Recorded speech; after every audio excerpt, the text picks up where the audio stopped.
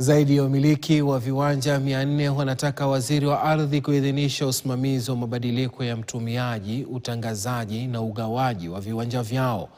Wanaosisitiza walinunua viwanja eneo la Nunkopir na sasa wametambua kwa vipande vya ardhi viliachwa kwa matumizi ya viwanda na sio makazi.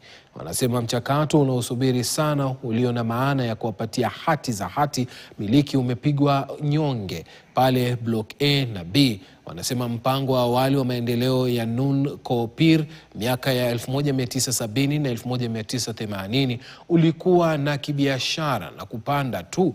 Utafiti wa kasi ulifanyika na kuidhinisha na mkurugenzi wa utafiti kati ya miaka ya 1990 kisha baraza la kaunti mwishoni mwa miaka ya 1990 na mapema miaka ya 2000 liligawanya baadhi ya viwanda kuzuia huku makazi na biashara.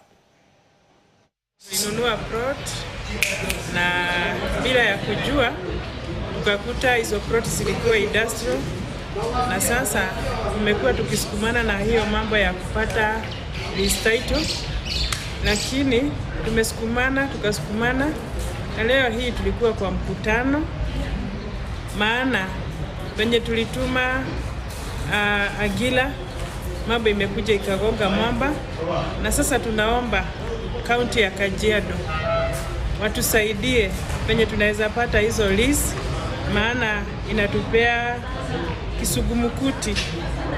Tunashindwa tufanye aje na wengine wameshapata lease zao na sisi bado.